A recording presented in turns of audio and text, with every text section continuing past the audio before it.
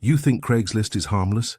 Think again. 3 posts, 3 tiny choices, 3 people who almost never made it out. These are true first-person accounts, real messaged ads, late-night meetups, and the quiet things that piled up until one night tipped over into something dangerous. Content warning. Some stories include harassment and physical assault. If anything here resonates, pause and take care of yourself before you keep listening. I'm going to tell you the first story in the voice of the person who lived it. She asked to stay anonymous. In the ad he called himself Jackson. I'll call him that too. Story 1. The Free Live-In Job, 2017. The first message sounded like an answer to a prayer. My rent had gone up 3 times since I'd moved to the city. I was 21, working odd shifts, and my savings could not breathe. I messaged the Craigslist ad because it said, in plain words, free room in exchange for light cleaning and occasional childcare. No rent. Not a scammy get-rich-quick line. Just a room above a garage, close to the buses I needed, and someone who needed help keeping a house tidy. He called himself Jackson in the ad. He sounded calm on the phone. He had a low voice that made it easy to picture him as steady, maybe older. When I arrived, the house looked normal. A mid-century place with a front garden that needed work and a dog that barked at me and then wanted to be petted. It smelled faintly of coffee and lemon cleaner. He showed me the room, one of those spare spaces that somehow becomes home when you put a mattress and some boxes in it. He said, no loud friends, no overnight guests. I work odd hours. He told me the chores, sweep, dishes, watch the toddler once or twice a week while he was at work. Simple stuff, he said. You'll be fine. I told myself I would stay 3 months at most. Pay nothing, save a little, get out. The first week was fine. It was awkward at first, like moving in with someone you barely know. He gave me a key, showed me where to keep my things, and told me a little about the neighborhood. He had a picture of his daughter on top of the TV. He made coffee sometimes. He asked about my university plans like an uncle. The second week, the small things started. He told me not to use the back door at night because it sticks. He said, if I was going to be living there for free, I'd need to know I could trust you. It came out as a joke, but it was the kind of line that leaves a residue. I laughed it off then. I was young. I rationalized. I told myself, people set boundaries. At night there were creaks. Houses make noises. But there were noises in rooms I hadn't been in. The toddler's toys would be in different places. A towel would be damp on the banister, though I hadn't used it. Once I woke up to the sensation that someone had been in my room. My jacket was on the chair instead of the floor where I'd left it. I told myself again, normal, a forgetful roommate, an absent-minded owner. Then I found the camera. It was small, nothing dramatic, no big black dome. A tiny black lens tucked in the seam behind a pile of boxes in the closet. At first I thought it was a speck of dirt. Then I saw the cable, neat and hidden, running along the baseboard and disappearing behind the bookshelf. My hands went cold, my chest tightened. I don't know why some people see a camera and think of spy movies. I thought of every privacy invasion and horrible thing that could unspool from a small thing looking back at me. I unplugged it with my fingers shaking and stuffed it into my jacket. I didn't scream. I didn't cause a scene.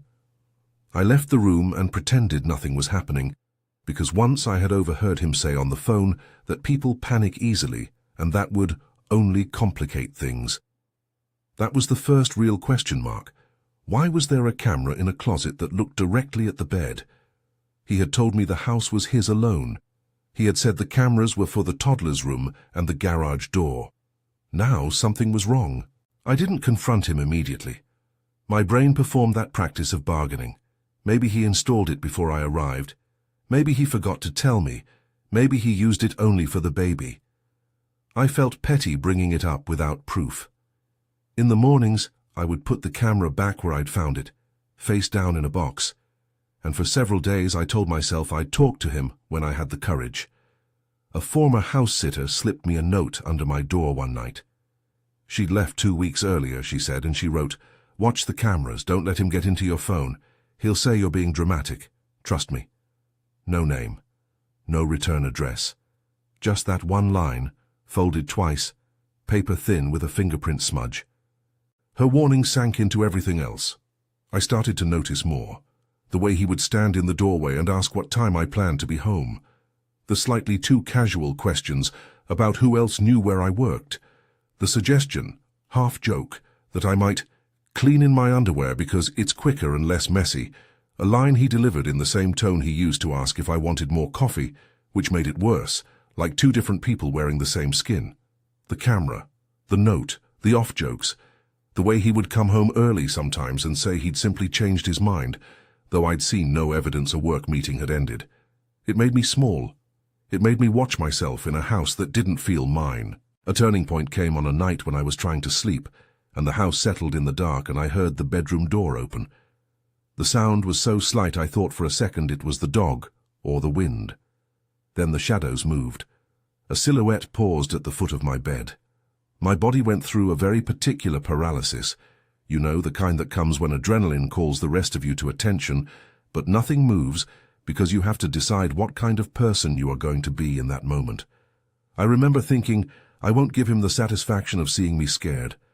I lay still, stiff as a board, and breathed, counting breaths and listening to the scrape of fabric and the faint smell of his cologne. He was at my bed. He touched the blanket.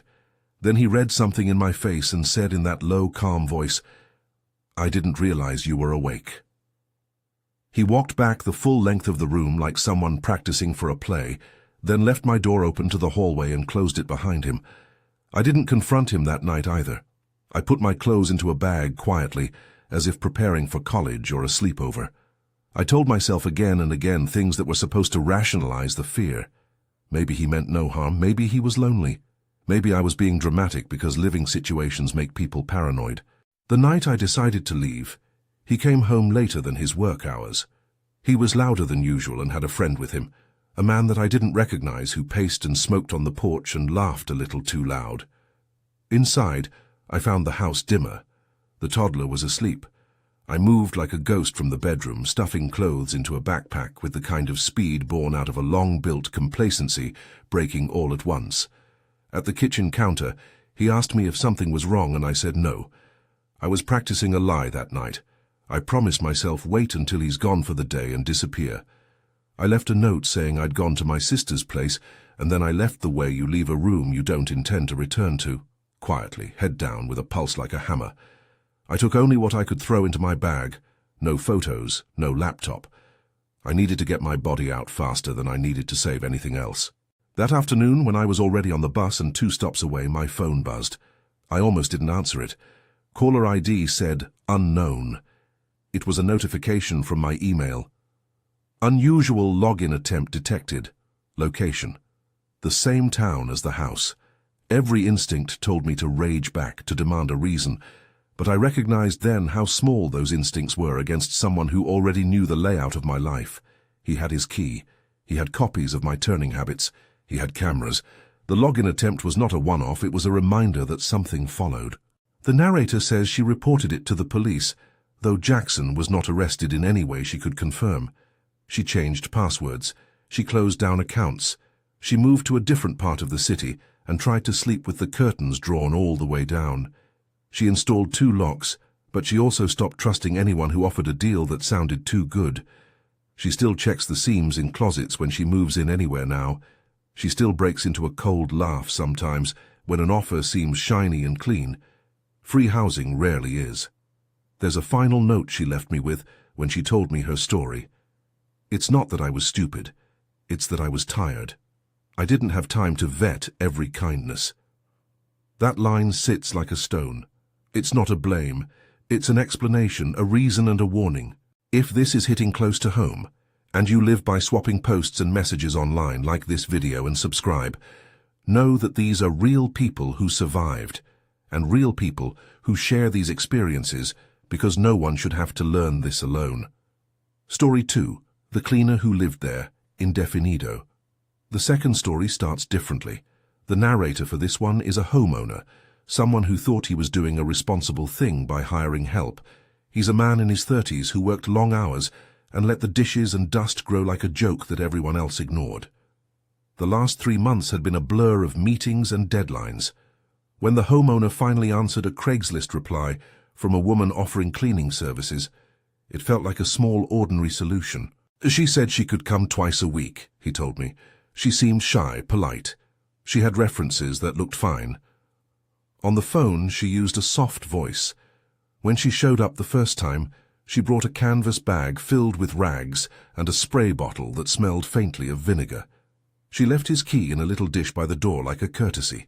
She called to confirm times and left early if she saw the homeowner had an unexpected meeting. Nothing about it felt wrong.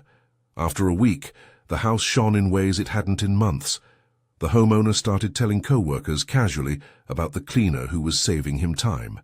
He told a friend about the new person who came by, how she was reliable.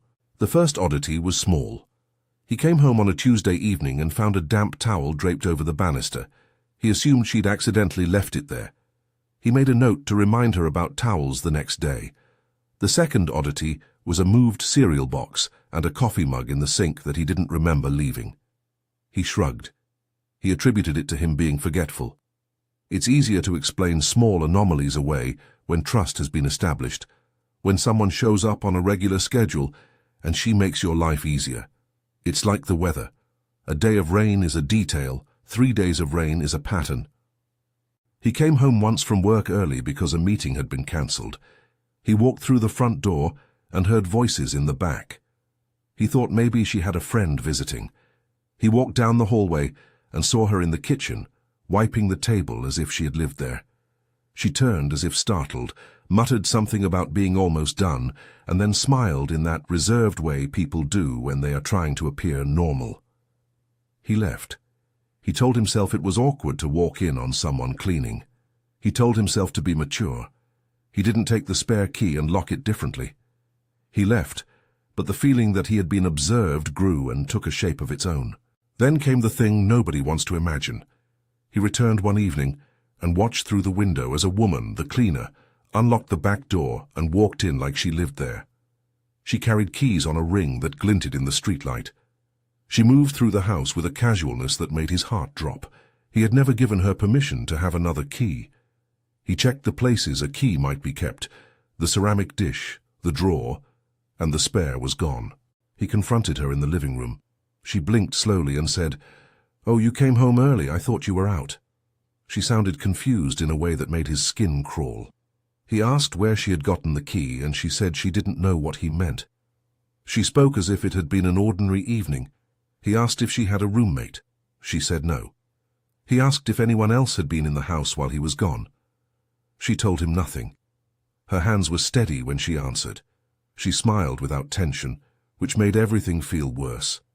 A week later, he came home to find the place rearranged, a towel left on the bathroom floor, a cheap paperback on the couch that he hadn't owned, nails in the wall where photographs had been, photographs he'd kept in a box under the bed. It was like someone had been rehearsing a life there. He started bringing the keychain with him, not leaving it in the dish by the door. He changed the lock not because he felt brave, but because he felt claustrophobic in his own space. He thought that would be the end of it. The cleaner stopped replying to his calls for a few days, then texted apologetically that she had been dealing with family stuff. Then she showed up on a different afternoon, smiled that same small smile, and bent to scrub the tub as if she had never left. One night he returned earlier than usual. He saw a woman in the backyard through the kitchen window, moving like someone who had the right to the place. He opened the back door, and the woman startled, then leaned against the counter and told him she forgot to lock up because she had been out. It was then he noticed her expression, not exactly vacant, but flattened, and he realized he had never seen an expression like that before in the clean, polite people who do their work and leave. This woman's eyes had the faraway blankness of someone who is used to being unseen. He called the police. They came out and wrote a report, he says, but their faces were professional and not surprised. There was a bureaucratic quality to the way they asked questions that made him feel as if this had happened many times.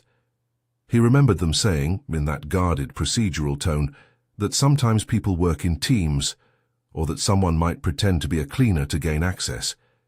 He changed the locks again. He put an extra lock on the back door.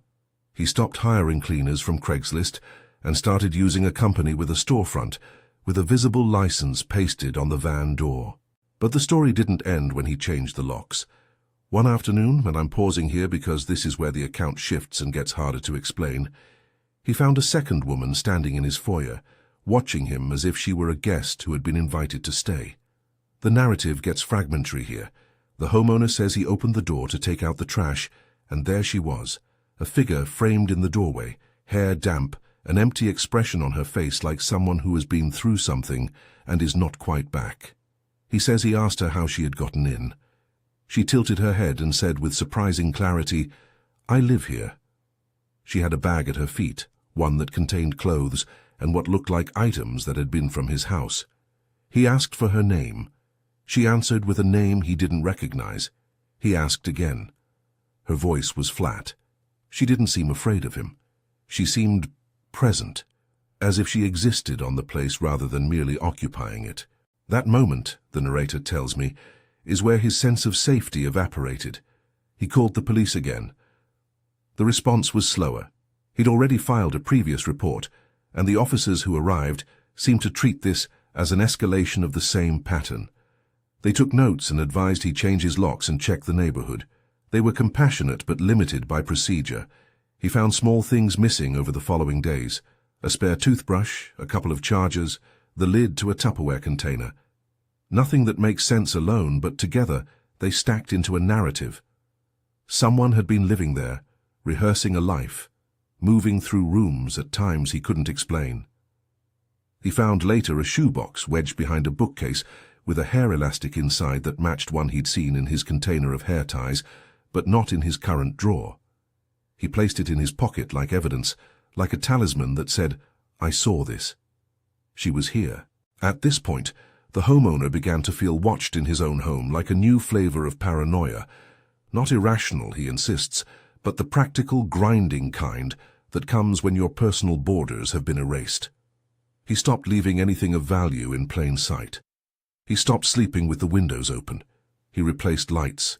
He installed a basic door camera, the kind that shows a grainy image on a phone when someone steps up to the stoop. He says he refuses to let himself be prey again, by virtue of being tired or distracted. But the ending to this story is not clean. There is a lot of whisper in the details. He says the woman with the empty face stopped replying to calls. The cleaner, the original woman who had been hired, stopped answering entirely. He thinks they may have worked together. The police told him that sometimes this happens in teams. People pose as legitimate service workers to gain keys, and they pass them along. He changed the locks twice and still felt exposed. He had a neighbor who told him later that a woman had been seen going into the house at odd hours, baskets in tow. Another neighbor said she'd heard a woman humming in the backyard. The homeowner began to drive to work at odd hours just to see if someone would be there when he was not. He learned the cost of ordinary kindness, the assumption that someone showing up with a polite smile is by default trustworthy. This is where his account becomes fragmented. He gave me pieces: the second woman with the bag, the loss of small items, the way the cleaner stopped answering, the police's mild procedural sympathy. He kept returning to a single line. It doesn't look dangerous at first, it looks like help. That idea, that harm comes wrapped in help, is the needle that threaded through both the first and second stories. He never asked me to judgmentally frame his choices. He kept insisting that he had tried to be reasonable, that the world had a way of punishing small indulgences like trust. He told me he now keeps his keys on him at all times, even when taking out the trash. He told me he no longer leaves a spare key under the doormat, and he never lets a stranger inside alone. I was transcribing his voice and thinking about the way anonymity on Craigslist operates like a fog. It makes you think a person is a faceless seller or a faceless cleaner until they begin to take up space in your house, and then they are not faceless anymore. The regular rhythm of someone arriving twice a week made the home feel lived in, even when it wasn't his. That is what feels like theft when you realize what they were doing. But I will stop the second story here for now. In the middle of a detail the homeowner kept circling: a late-night return, the hollow face of a stranger in his foyer, and a silence in his house that woke him at 3 in the morning. He said simply, "I don't know how long they were coming in, I only noticed when the pieces started moving around." At that point he called his friend. someone who had experience in property management, who told him not to confront a stranger alone and to document every instance, every item missing, every time a towel was left in a different place. The homeowner did what he could. He took photos, he logged dates, and he purchased motion-activated lights for the exterior. He set up a simple camera at the front door and learned quickly that seeing something helps make it real in a way a gut feeling does not. He did not, however, want to become a person who lived in fear. The story ends, or rather pauses for now, in the middle of a particular night when he came home and the second woman was standing at the kitchen counter, holding his mug with a blank look, and the house felt like a theatre set where everyone else had forgotten their lines. He asked her name and she said Maya, or maybe she said another name. The narrator's memory is a collage, and he says he remembers her eyes more than her name. Hollow, practiced, accustomed to being invisible. We stop here not because the story is resolved, but because the point of its tension, that ordinary services can be a cover for occupation, is exactly the kind of moment that demands attention. One small thing, like a damp towel, can be the hinge of a whole violent rearrangement of what you thought was private. The homeowner's life was not ruined physically.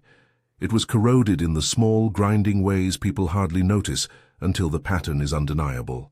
I'll pick up the thread of this house cleaner story in a moment. Before I move on, take a breath. Think about whether anyone knows where you keep a spare key and whether you'd answer a knock in the middle of the night. These stories are not about scaremongering. They're about the slow build-up of signals we ignore until the noise is too loud to deny. Next up, a Craigslist ad for a $45 couch that led to a violent ambush. The timelines change. This one goes back to 2008, back when classifieds felt safe because everyone you met had to put their number in the paper. That memory of safer times is part of the trap.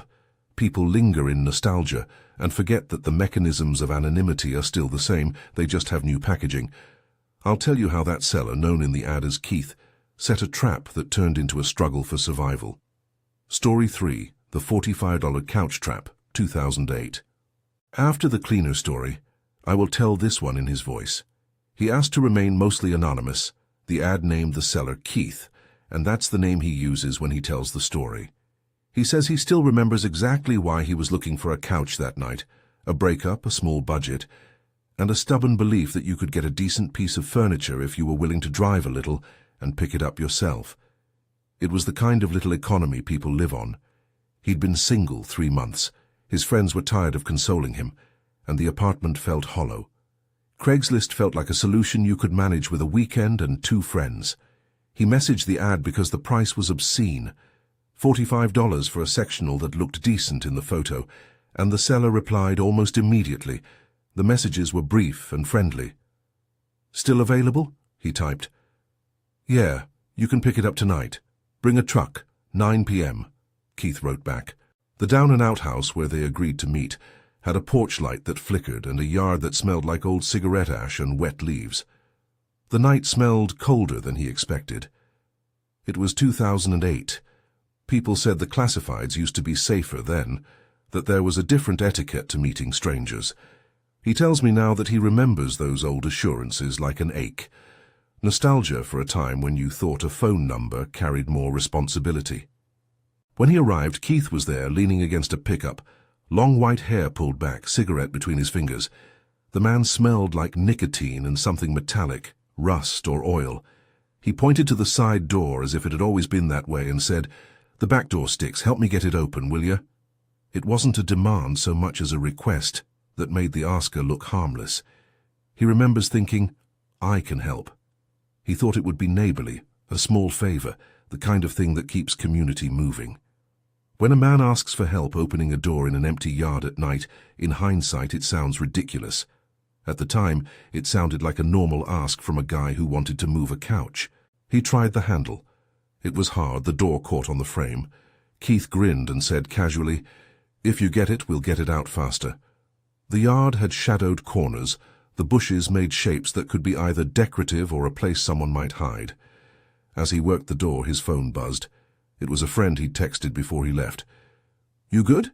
he'd typed. He responded, "Yep, grabbing a couch. Talk later." Simple, Stupid. He didn't tell him the address. He didn't think to. When the door finally gave, they pulled the couch through with the awkward, grunt-filled choreography that moving a heavy thing demands. Inside, the house smelled like cigarettes and cheap cologne. There were other men there. He didn't notice them at first. In the doorway to the living room, a shape moved and then another. The first blow came without a sound that registered as a blow. It was the sudden pressure that flattens the breath. He remembers a hand on his shoulder, a shove that tipped his balance, then a socked foot hooking his ankle. He hit the floor hard. What follows in his memory is a scattered collage. Hands, a muffled laugh, the floorboards vibrating with someone's voice telling him to shut up, the sting of hits that land where they will. He says he realized then that the ad was bait. The couch was the lure, the late hour a grooming space, and the door that stuck a pretense to get him inside and off the street. The men were organized enough to act quickly. He felt the pattern of it, one to hold, one to search his pockets, one to watch the doorway, and a cruel efficiency that made everything worse. It was theft with choreography. It felt practiced. During the struggle, he managed somehow to fumble his phone.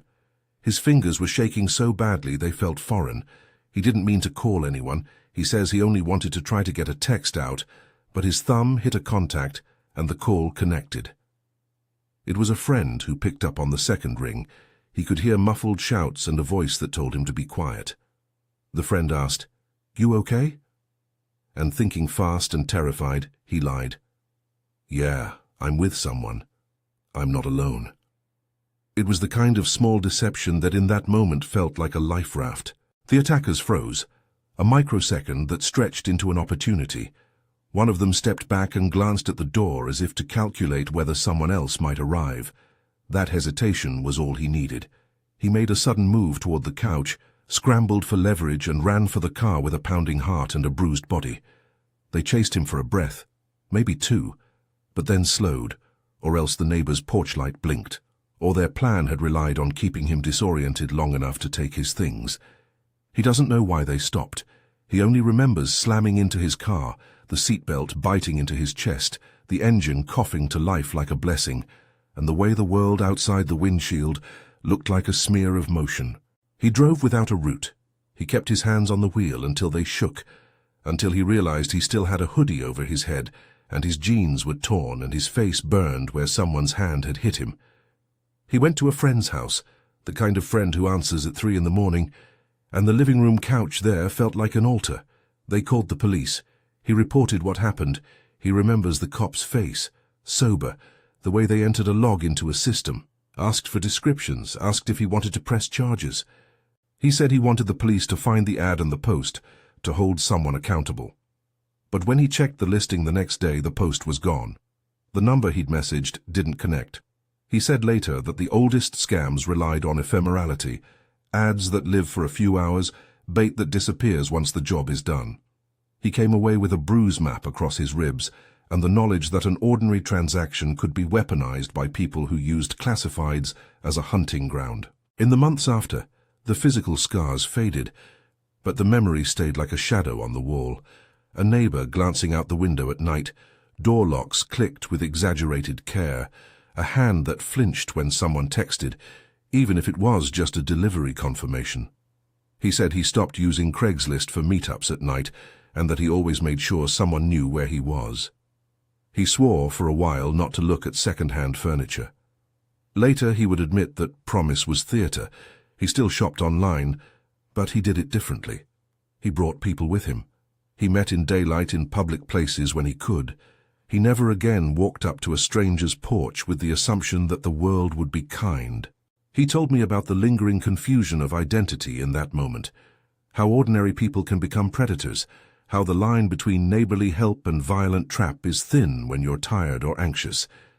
He also said something else I couldn't forget, that the men who attacked him had a routine, a shorthand that made them efficient and terrifying.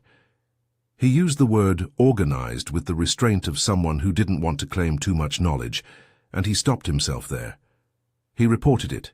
He remembers the police taking notes, and he remembers being told that the system was stretched thin, that ads vanish, that evidence is ephemeral. He took photographs of his injuries and kept texts as records. He didn't get the satisfaction of an arrest, at least not that he knew of. The case for him became a private ledger of what could have been worse. Like the other narrators, he didn't want to be painted as reckless. He said quietly, "I was tired and stupid, sure, but I was also trying to live.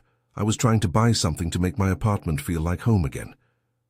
That line, trying to live, echoes across the three stories. People doing normal, small things and finding the social contract bent into something dangerous. When the adrenaline settles over a story like that, what remains is the freight of time.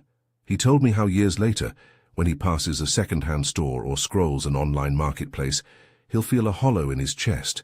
He still gets the old images, bushes that hide figures, a back door that sticks, a man with long hair smiling as if nothing had happened. It's a memory that can flare into panic if he hears ragged footsteps at night or if a text comes from an unknown number. He's thanked his friend countless times for answering that call. He's learned that, in a world where help and harm can wear the same face, a stranger's voice on the other end of the line can be the difference between being alone and not being alone. Closing the loop. What these three stories share. All three accounts are different in how they began. Free housing, a cleaner, a cheap couch. But the architecture of threat is similar. They show how anonymity, small favors, and the assumption that people are what they present themselves to be can be exploited. They reveal the slow accretion of small things. A damp towel, a moved toy, a camera in a closet, a door that just sticks. Those details, in isolation, are easy to explain away. Together, though, they become a pattern. Technology complicates matters too.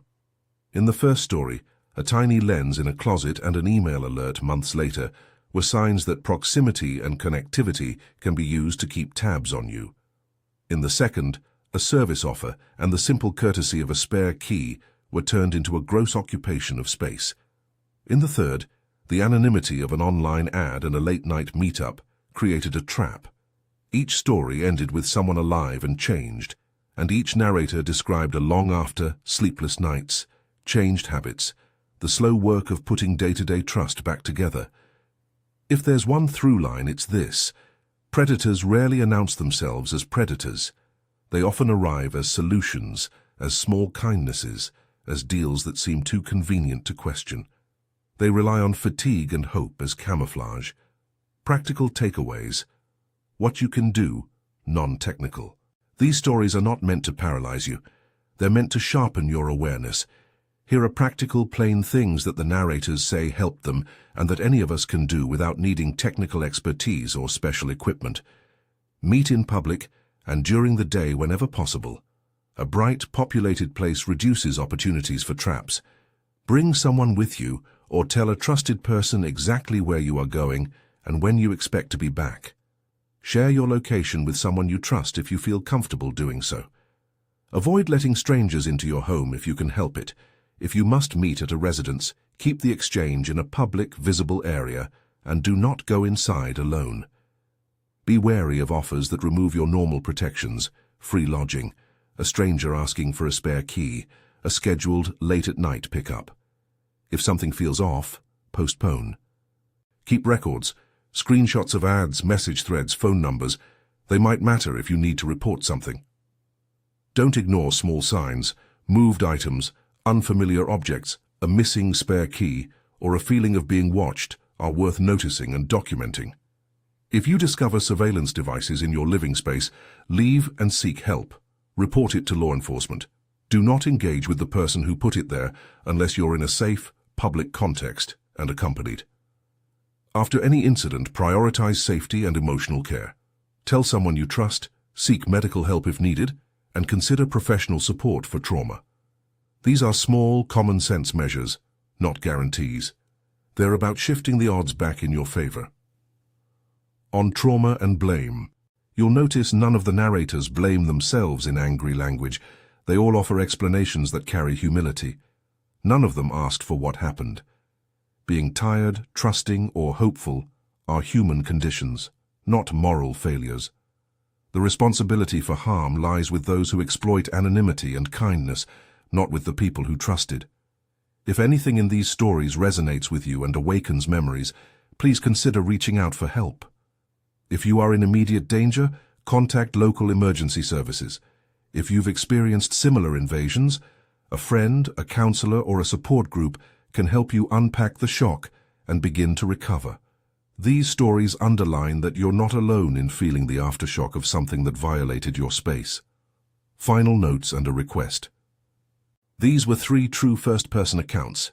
A young woman who took a free live-in job and discovered cameras and controlling behavior, a homeowner who hired a cleaner and found people living in his house, and a man who went to pick up a $45 couch and nearly lost his life to an ambush. Each account has its own uncertainties, names used in ads, timelines that are recollections, and whenever details were uncertain, the narrators made that clear. They told their stories because they wanted others to be warned.